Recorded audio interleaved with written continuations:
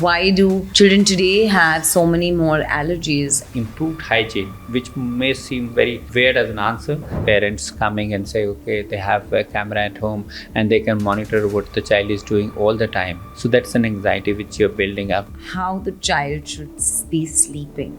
Because there's this whole Western theory of let the child cry it out. And there's this whole Indian or Asian way of parenting that it's okay, you don't need to let the child cry it out. It's okay for you to go sleep. When you look at nature, so they look after their children, but they are not overdoing it. Yeah. See, the man hasn't changed. The parenting styles have changed. Yeah. Mama, is that right? So is permission become validation? There was a Farex baby ad where that chubby cheeks, and then that would look more glorified than our own children who would be little tiny compared to that. But we all understand that current generation children are actually getting more obese.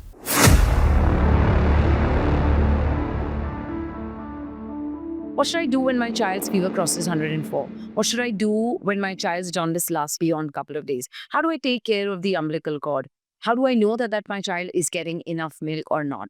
How do I know that my child is putting on the right amount of weight? What happens when my child just does not respond to his or her name? What happens when he misses an important milestone?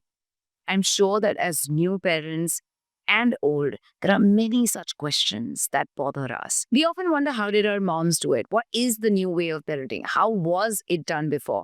Has Google become a first line of doctors and information actually even before going on to a professional medical expert for the same? Who should I be checking in first with? Is everything that Google gives me the correct answer, or should I seek professional medical advice? Well, at Kidstar Press, we believe that the only person you should trust is no one, absolutely no one, but an expert in the domain. And that is why today we're chatting with Dr. Sanjay Wazir, who's a distinguished neonatologist and pediatrician. Hello and welcome. Welcome, Dr. Sanjay. Thank you for being with us here today. And I'm really looking forward to this conversation. So thank you, and I'm glad to be here. We shared that we're going to be chatting with you. We've got a whole bunch of questions from a lot of new moms and a lot of moms of adolescent children as well. And we're going to dive into both of those conversations today. But the first one that I think, because you've been in practice for almost 20 years? Yeah, 25. 25 years. How has this practice evolved? What are the kind of parents' questions that were coming in earlier on, and what are the kind of challenges that you feel parents are facing today? What's the evolution been? Well, it has quite been a journey, both on a personal front, because during the journey I became a parent, and also as a practitioner, I saw a huge change. Say earlier, when I started my practice at that time, it was more about discipline. It was more that parents thought that it was their duty to raise up the children, and it was the shared responsibility among all the family members, whether there was grandparents, whether it was aunts who would come in with all kind of advices. There were neighbors who would come to your house and then give advice because your child is not well, or even if it is well, this is the kind of a thing. And now I see the parents overwhelmed with information from all over, and from Insta to you see YouTube to blogging sites to information coming from other social media platforms. It's difficult for sometimes them, especially the younger parents, to sift out what is the right information. Yeah. So, in the sea of information they have, which is the right one they need to follow, is something which is a paradigm shift in the kind of parenting we see.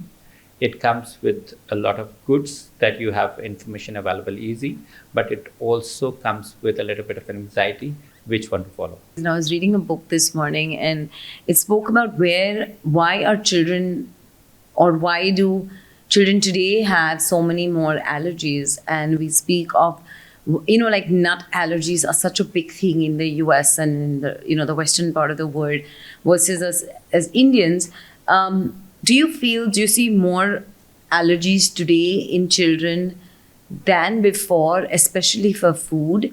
And why do Indians have comparatively lesser allergies than Western children? Or is that even a myth? I don't know. So, we all know for sure that allergies have increased, both in terms of respiratory and food allergies across the world, and respiratory much more than the food allergies. The reason that we properly presume is something called a hygiene hypothesis, which means that, like, when your hygiene standards improve, so there is a balance between TH1, a kind of a, like, for an audience, it's like one kind of a immune system fights infection, one kind of controls the allergies inside the body. So when your this system which has to fight infection has nothing to do, because there are a lot less infection, and that's probably the reason why US and other countries, they, despite their cleaner environments, they still have they have lesser infection. As a result, this TH system which was supposed to fight the infection is lying lazy, and this one which was this system which was supposed to fight allergies becomes overactive, and it starts, like, overreacting. So you get hyperreactive airways, hyperreactive gut, and that is the reason we feel that improved hygiene, which may seem very weird as an answer, but that is what most scientists believe, that improved sanitization has led people to move away from nature, and that is the way why the allergies are increasing. So you'd never see a cow sneezing. Interesting. And even in Australia, there is a tendency for there is a cult which is looking at putting the children into the farm in the first year, so they can play with the mud, with soothing, and then they're less likely to have allergies. I'm not recommending that, but I'm just telling you for the information's sake. Yeah, no, that's very interesting to know. Do you feel like modern parenting is more child-centric than before? Like, our growing up years were possibly just, we would play, we would do our thing, and our parents didn't even know. But today, the child is the epicenter, and everybody, the food in the house, the summer holidays, the daily schedule, the car, the nanny, the whole ecosystem is around the child. Do you feel like you see that in your practice as well? Yes. So earlier it was the children who were supposed to set or fit into an adult schedule. Yeah. So I had a family wedding. So whether they had a school or not, it did not matter. Yeah. They had to take it off and attend a family wedding. If there was a vacation, because the father was only getting that many leaves or that many, the vacation was planned according to that kind of a scenario. Yeah. And now you see everything revolves around, as you said, even the summer vacation, even the holiday, and things. The child has become the sun, and rest, are revolving around it. Now, This is a paradigm shift. I agree. To some extent, it is good, because it is like, putting the child, the future of this world, at the center and deciding what is good for it.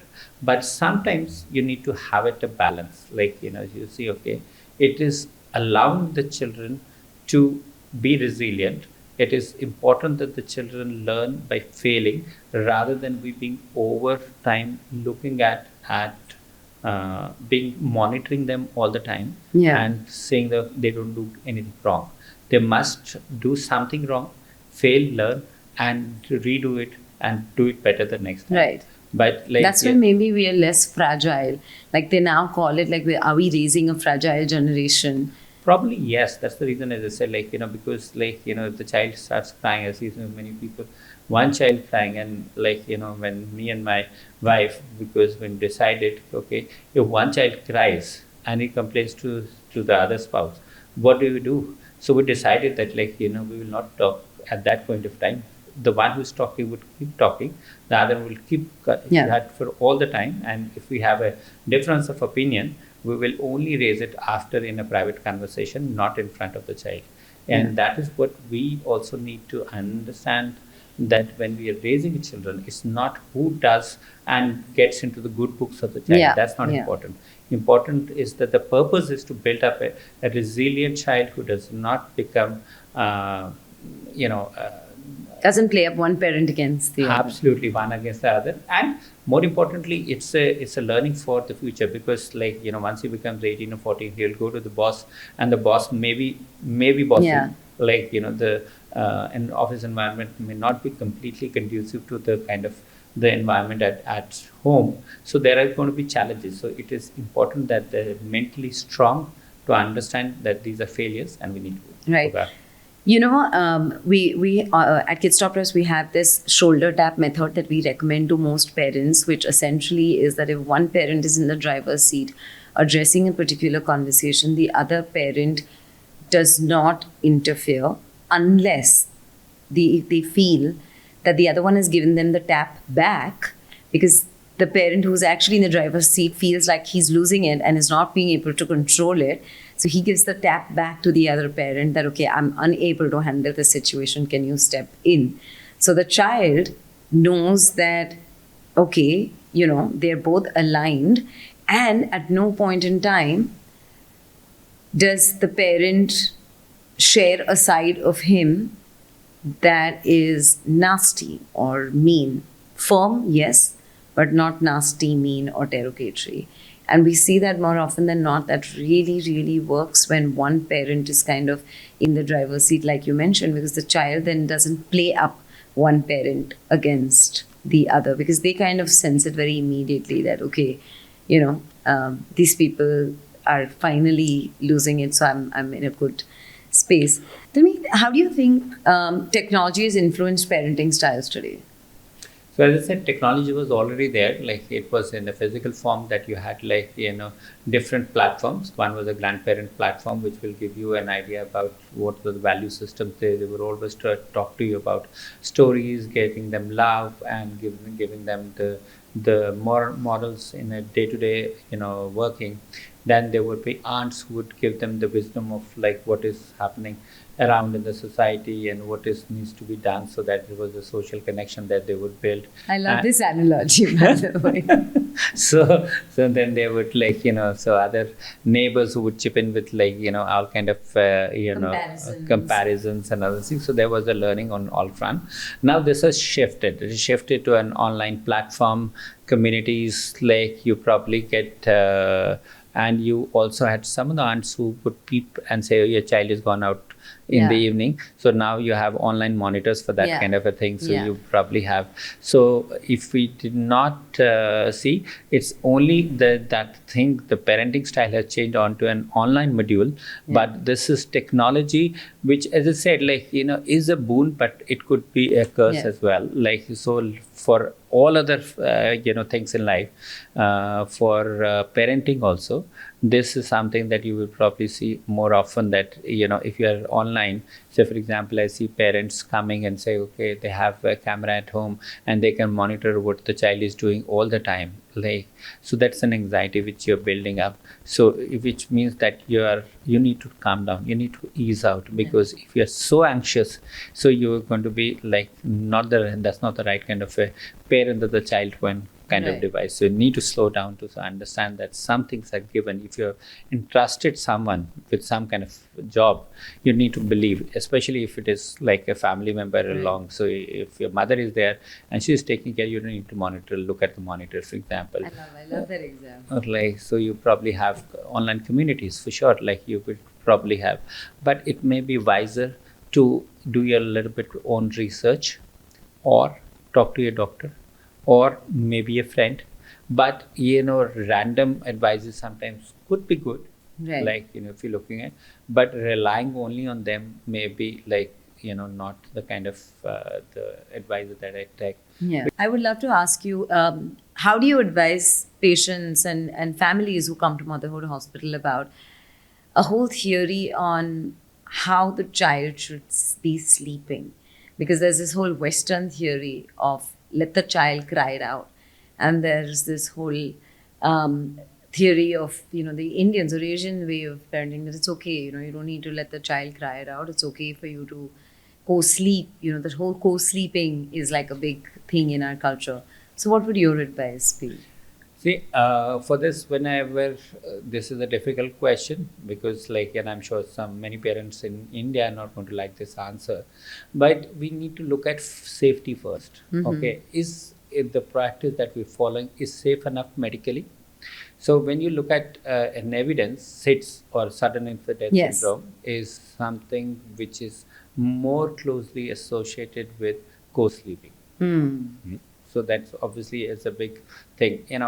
The incidence is 1 in 10,000. So you may say, okay, it may not happen, but it has happened to many like celebrities also. I mean, and without naming, you can go on the internet. So one of them is raging at this current moment on the internet, and his son died of SIDS.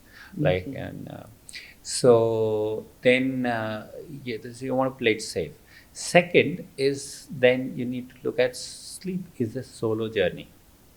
Like, so you need to learn how to sleep yourself because that way you're raising an independent child. Third, when you are in doubt, go back to nature. Like, see what other mammals are doing because they have not learned from internet. They have been following the same what God told them in the first day that you need to live this way. You please, like, so today also, you see. So when you look at nature, so they look after their children. They provide them all the emotional support.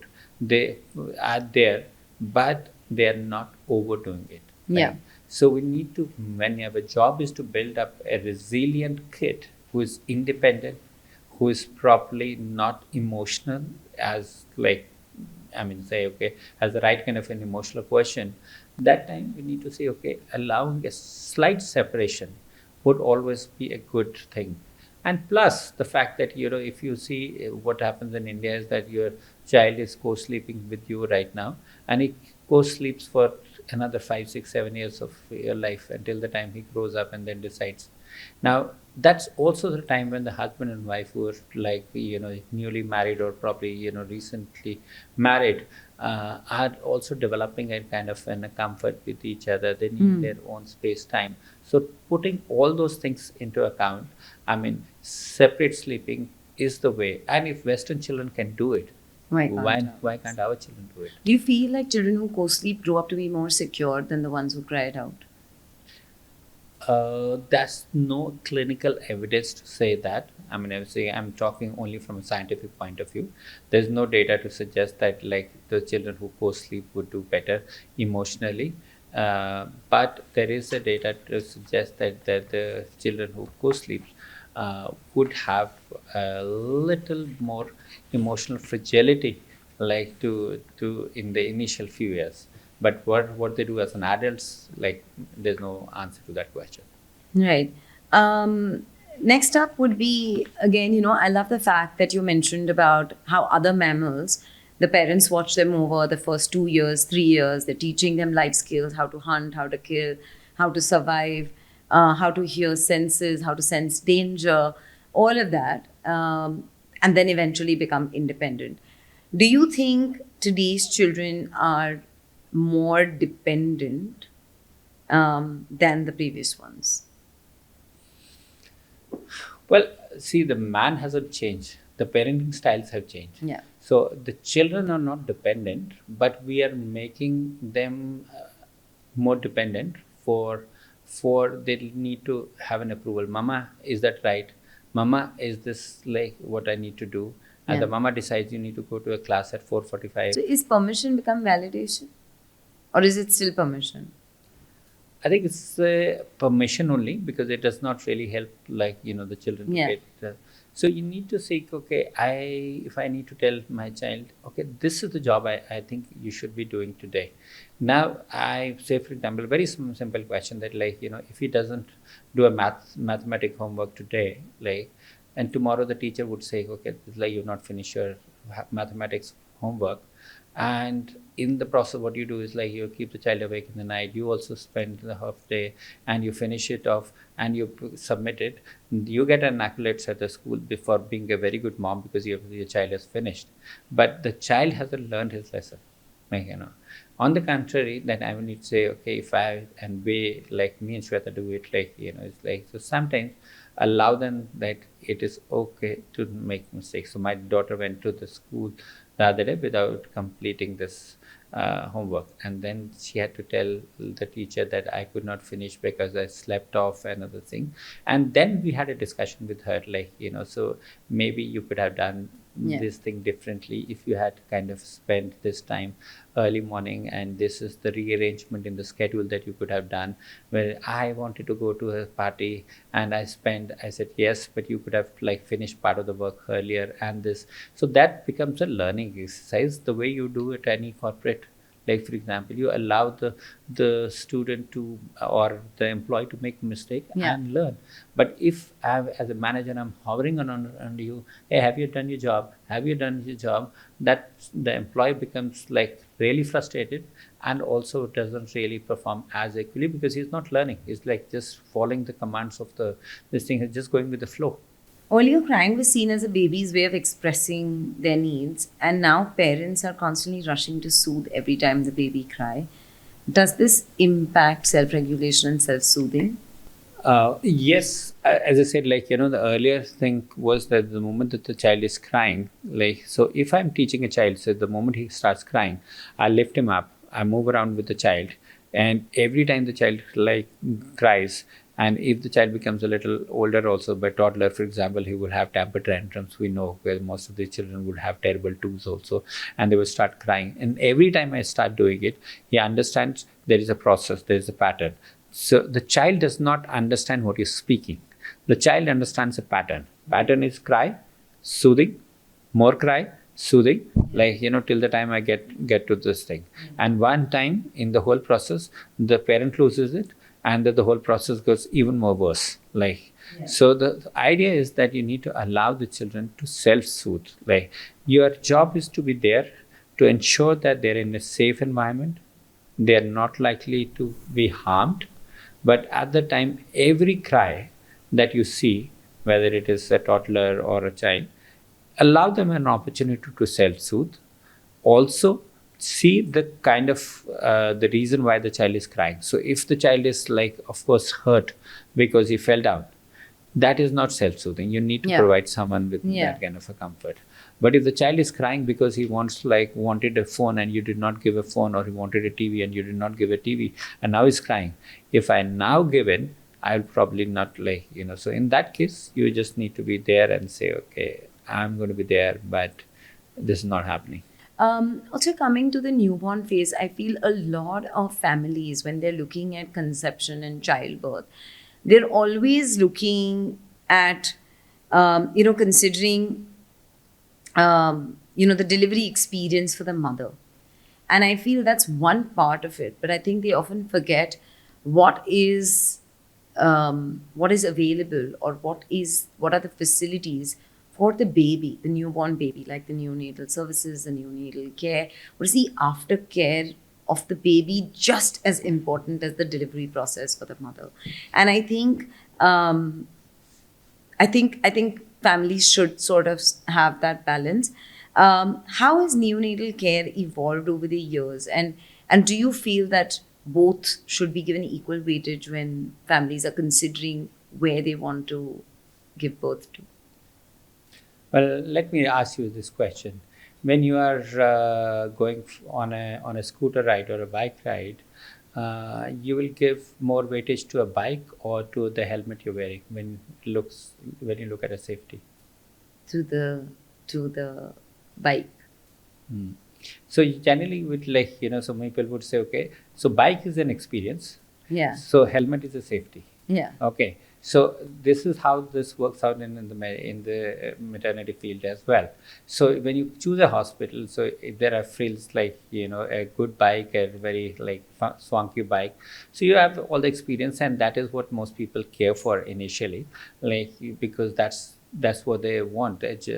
Pregnancy is a journey, and they're happy about it, and they're carrying it on with them, and everything goes right, which will go right in most 95% of the cases, or at least 90% of the cases.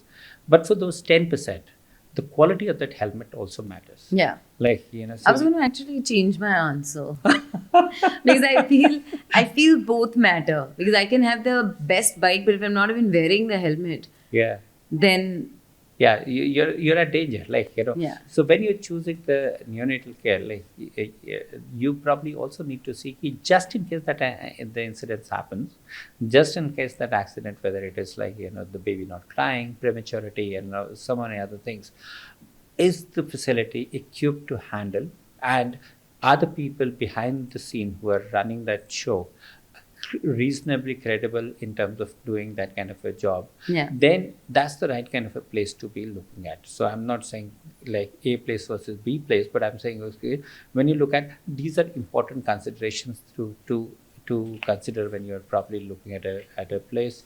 When I started my journey in neonatology in 2003, like, so at that time, that I'm taking 20 years, 21 years back.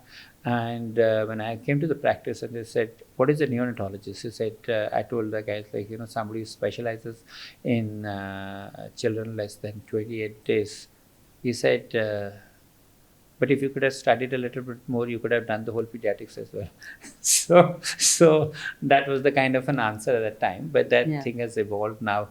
We are looking at 25, 26 week, 500, 600 grams baby, giving them life, giving them hope to make them to and raise them in an intact survival, so that they can live their life as great as someone else who's born at term. So this is something which has changed. The neonatology has changed in terms of an equipment which is now available, the expertise which is available. So those things have really set really high benchmarks. Now, when I was a resident, less than 1 kilo was a sure shot, not survival kind of a thing. Like, now if you see Japan, there, and less than 28 weeks in Indian law books would say limit of viability was 28 weeks. Okay, less than this, not even viable. But in Japan today, they're saving 22 weeks babies, like 273 grams is the smallest that they've saved, which is less than your maybe a tablet, for Wow. example. Wow. Tell me, speaking of something I think that you mentioned earlier also in terms of immunity, where children are playing a lot more outdoors and everything is not a very sanitized environment. Do you feel newborn immunity today is also compromised? Not really. Like, as I said, the proof of the that thing is in the IMR, the infant mortality rate. So when the India was independent in 1947, that time almost 150 babies out of 100, out of 1,000 were dying in the first year of life, Yeah. or maybe first 5 years of life. And now the number has come down to 23. So the immunity has improved because of like various factors, whether Yeah. hospitalized births, immunity in terms of vaccination, better sanitization and hygiene factors, uh, lesser number of children now on alternate feeds. So now, good thing is that the mothers are also willing to give more breastfeeding Yeah. and increase the duration of exclusive breastfeeding, increased milk banks across the world, and so overall the immunity has improved. Okay. So it's like wrong to think, but because they get more cold is because they have a nuclear structure now, and they have to go to a play dates, for example, where the other children coming with a sick child would pass on the infection. Many parents who are working today have to go to the office and they leave their kids at the daycare, where the chances of having an upper respiratory tract infections are higher. So these factors have led to more upper respiratory tract infections, which is not equivalent to immunity. Immunity is an army which comes into play when you have an infection inside, and if it's a weak army, that infection takes over you all over, so there is a spread of an infection. But getting the infection or the invader in the first place is a matter of exposure. So you go to a daycare, for example, your chances of getting an infection. You go to a school at, like, my father went at maybe 5 or 6 years of age. I went at 4 years of age, Yeah. and like our children would probably go at like 2 years and two and a half Yeah. years. So the number is decreasing. In fact, there is, like, now people go for that infant mother Yeah. toddler programs also 6 months. So Yeah. whenever there is an increased, uh, you know in exposure. exposure. So you're likely to get more infection Right. in any case. Right. You also mentioned about breastfeeding versus, versus formula or external sources of feeding. Do you feel like that makes a difference? And do you feel like you're seeing more mothers feed today? And what would be the advantages for a child who's exclusively breastfed? Again, go back to the nature. Like, so as I said, if like cow has been doing it for centuries together, and and all other mammals are doing, there is something great about a breast milk. So we all understand, and that is why UNICEF, WHO, Indian Academy of Pediatrics, Government of India, everybody advocates that we need to have like a breastfeeding period extended. Okay, and there are theoretical advantages like which include a better IQ, at least 2 or 3 points higher than the formula fed babies. So you can't blame the child if he doesn't score 99.99 percentile when he's in 12th alone for that. So it could also mean like better health, better cardiovascular health, less diabetes, less obesity, less cardiovascular risk, and there are a host of other immunological better, lesser infections and other things. And for the mother, it means lesser amount of better weight loss, for example, post delivery, and lesser incidence of certain ovarian and breast cancers.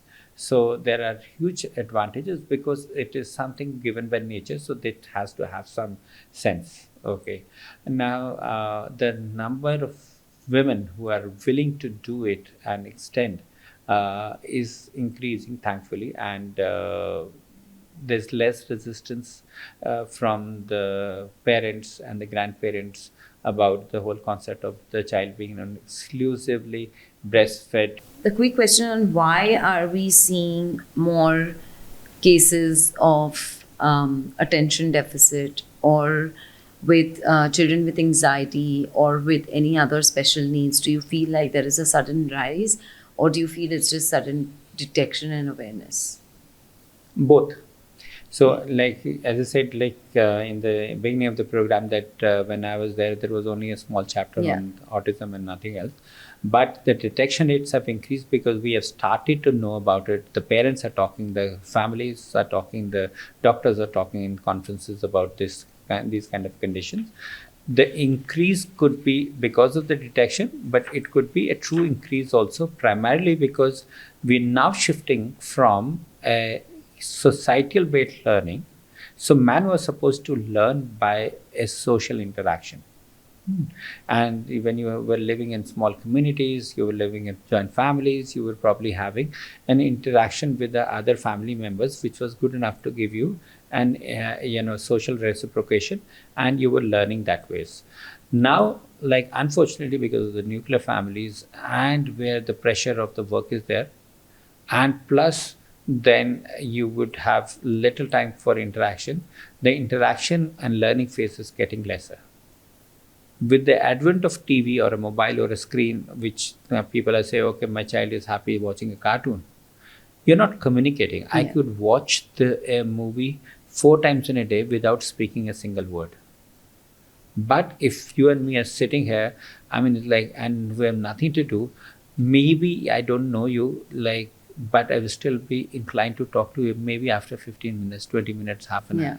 That is the power of a social connection. Yeah. Like, and this is how in tennis they call it serve and return. Yeah. In communication, they say, I'm serving in emotion, and you come back to me. And that is why we feel that these TV and screens are causing more digital autism or virtual autism. Right, interesting. And diving a little bit more onto that about the importance of colostrum. Is given that if you have like the colostrum, you probably have enough golden nectar, so you don't need to go to a mandir and take a amrit. You have already tasted it from your mom. So that's the kind of importance that as doctors we give to the colostrum in the first days of life. So never miss out on a chance to give the colostrum, because it is yellow. It may seem a little different from the routine milk, but it is high in immunoglobulin A and other antibodies which are important to fight the infection. Right. Also, olden days, the grandmothers obviously swayed by different remedies, like whether it was mustard oil massages or gripe water, and some parents have found it beneficial. Any of the grandmothers' remedies that you kind of advocate? So, like what I tell parents is like, you should probably not give something which the people say to put any of the orifices, whether it is like putting the ear, putting the nose, putting the mouth, like don't do that. But if it is all about like, a massage, for example, so let the grannies be happy with it. Like, it probably there is some literature to suggest that it soothes the baby. Like it does not improve the strength, okay, the way it has been advertised. So there is no, it doesn't make your bones stronger, like, but it gives you a soothing, which is like good, and it improves the bond between the caregiver and the child, which is good because the grannies need to be engaged with something. Yeah. Like, Provided they're the ones who are giving it. provided there's one seat. Now people employ, so many other people who would come for giving a massage and telling you this is the right way. There's no right or wrong way of doing a massage. It has to be gentle massage, not a harsh massage. And oil only facilitates the massage, but if it is causing you rashes, so you may just want to do a non-oil based massage with a moisturizer or without like a dry massage. So it's not one single method which applies to all children, but continue with the massage. But applying kajal, putting oil in the nose, which is like a problem in some of the southern states of the country, and putting oil in the ear or giving gripe water, these are some of the things that you probably like. But if you tell a grandmother that मैंने हींग लगाई और हींग लगाने के बाद उसका पेट ठीक हो गया, give her credit, like you, because she's tried something. Yeah. Like, I nothing, because it's not going to harm something inside. Right. Also, now, what are the things parents of premature babies should focus on in today's times? One that need to understand, there is a journey during the stay in the hospital, and other is a journey that they have to encounter after the discharge from the hospital. So when you look at a journey of a premature child, you need to discuss. So parents all would come. Would the baby survive? Yes, that's an important issue that you need to see. And when you choose a hospital, you should probably ask for the statistics of the last maybe 2 or 3 years from that hospital to make an informed choice about, where we are getting treated. So does that kind of a thing happen often? So if I have saved a 28 weeks in one, maybe in 2 years, that's not enough for me to see, because experience also counts apart from the experience. So if I have somebody who does 28 weeks 5 times, like a survival with an intact survival, that's much better. So ask for that kind of a thing to make an informed choice.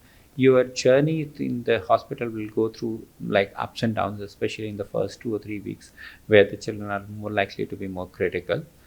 But you should also understand that these are the babies who go out in the society and may also have slightly higher needs compared to others, depending upon the gestation. So usually above 28 weeks and above, most of the babies will do well. It is babies who are less than 28 weeks, so they are every weeks down, and then the 28 weeks would count. So, for example, if it is a 25 weeks babies, 70% of them would require some eye treatment or like a lung treatment. So BPD or ROP is something with 70% of them, either one of them would, of the illnesses they would have. There is a 20 to 30% of children having some kind of a neurological deficit. It doesn't mean that all of them would have cerebral palsy or the motor impairment, but you might find their arithmetic skills lesser than somebody who's born at 39 weeks. So these are also the things that you need to consider and discuss with the neonatologist before you embark on a journey and decide and take a decision. Sure. Okay. We often get questions from a lot of new moms on it's peak summer. Should I give my baby water, or is breast milk enough? Breast milk, for if you are talking only of the first 6 months, am I correct? Yeah. Yeah. The first 6 months, like only breast milk and nothing else. Breast milk is 97% only water. Only water. Okay, so you're like no one can survive on this earth without water, even for one single day. Okay, and maybe for 2 days maximum, like I mean, but generally it will have its own telltale feeling, because I will start becoming thirsty after a couple of hours, or maybe a day I will start getting that, like, irritation and other thing. So this is natural, and that is why the child is peeing, because he's passing urine, because he's drinking some water. So you don't, if you dilute now and give more water, you would probably dilute the calories the child is getting, and the growth is likely to be hampered. So you don't give anything but the breast milk. So even if you're giving a formula, you still do not need to give water. Okay. Like, because you're in formula, you're adding a formula, and you're adding, water. Like, so water So is they going are no in. longer dehydrated. Yeah. Okay. Honey is associated with infant botulism, so it can cause more problem. So we should avoid till 1 year of age. Right. Parents, I think, today are aware of the harmful effects of a digital device or digital presence on their children. But why do you think they are distant from taking that action from anything that is more time consuming, which is to, get their child off a device? So two reasons. One, if I give you a very simple example, if I see in my practice and in the OPD waiting chamber, more adults are hooked on to the devices than the children. So don't blame the children. They're Yeah. only learning from you. Yeah. Like, if I cannot get my habit of watching a screen every time, and I feel okay, there's something important happening, and and I justify it. I have a call, I have like a social meeting, I have a office meeting or something, but in the process I'm listening, I'm reading a news, I'm watching Facebook clips, I'm looking at Insta reels, and I'm like, so when the child sees you, then he also, it So becomes role modeling constantly. So one of the things that you need to get rid of is like your own compulsion to kind of get rid of Watch the screen. something. So it's like, I was talking to one of the gentlemen from Nestle. He was an expat, without naming him. Like, I said, how do you manage this thing, a business which is so huge? He was heading Southeast Asia, and he said, I don't see my phone after 6 p.m. I said, what if your company has a problem? Like, see, if it is a fire and the fireman has to come, I will not go with the bucket to sell it out. So Yeah. we justify, I'm saying, okay, but we can live without our phones. At least try 20% reduction every week and see whether you can live without it.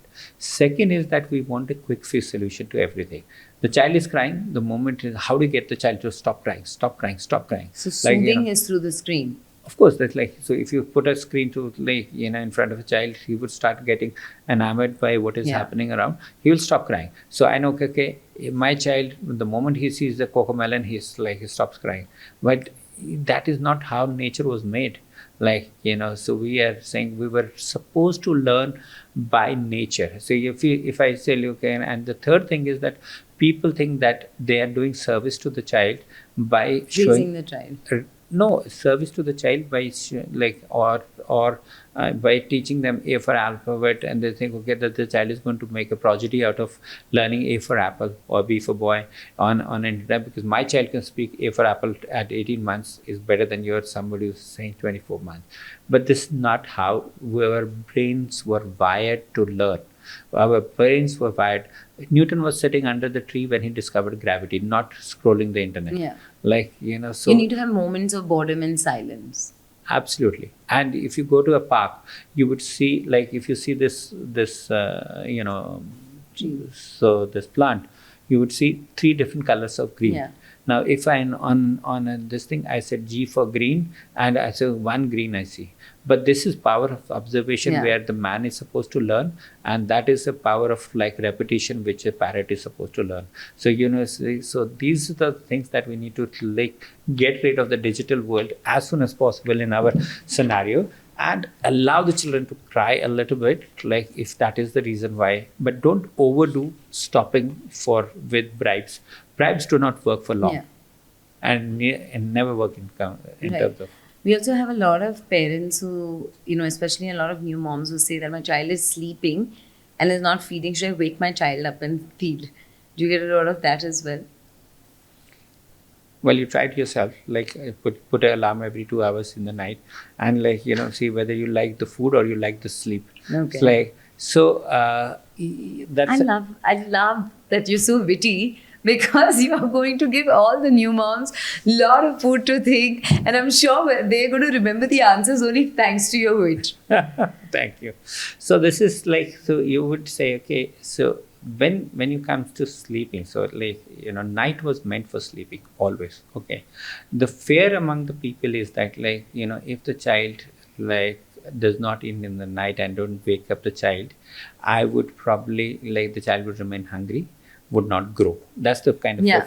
fear that the people would have it. Unfortunately, that's not true. Like the longer the child sleeps, the better is the sleep regulation which happens. The better is the kind of the quality of sleep and the quality of growth which is happening. So if your child is sleeping for a length of time in the night, it is okay because he knows. And a healthy child will never remain hungry. It has never happened to me that I forgot to eat. I suddenly realized I get hunger, and that's why I eat, and that's a human trait from right from birth to the last, unless I'm a disease. A diseased child, you may want to intervene. For a non-diseased child, let him sleep. That's called on-demand feeding. Right. And there is data to compare on-demand feeding to a scheduled feeding, and say on-demand feeding makes more self-regulated children, and they tend to grow better compared to scheduled feeding. So scheduled feeding is only for preterm babies or diseased babies or growth failure babies. Right. And I love that the fact that you said it's on demand, and it's not only feeding that is on demand, but everything else is on demand, versus we're seeing a generation of parents who want everything to go by schedule.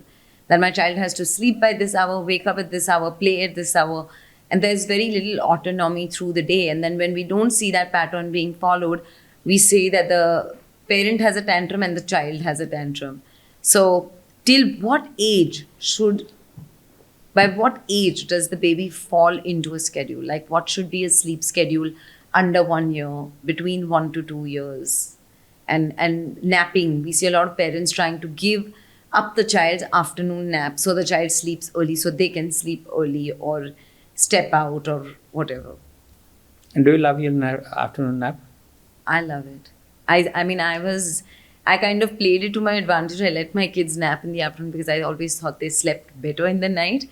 In fact, my kids had a acute case of night terrors, and the doctor actually asked me that please let them sleep a little bit more, or take the bedtime slightly earlier because of the night terror. And I always feel that when the child is better rested, they sleep better. And it works in favor of working moms as well, that you feel less guilty that you were away from the child less number of active play hours. So when I was like very young, I used to like go to a village close to my house, and then there were only 3 time zones in this: morning, afternoon, and evening.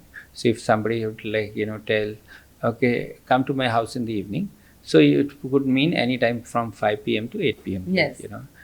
And when I reached Delhi, like and here it's like, so I'll see you at 8:15, like 8:20. So this was more stressful for me. I mean, I enjoyed that kind of a scenario where things were according to not time bound, but an activity bound. Yeah. Like, so my advice here would be like, you need to first study your baby. So you said you like your afternoon nap, but some people may not like it. Some people, so every child is different. So Yeah. make a log of things where what your child loves to do, how does he respond in an environment where he's like, so if he wants to play and you say, okay, please sleep, like, because it's going to make you like smarter. He says, okay, I'm stressed. So look at what makes him comfortable, and then plan activities according to the time of the day rather than according to the by the clock. So you cannot sleep at 7, like, because 9.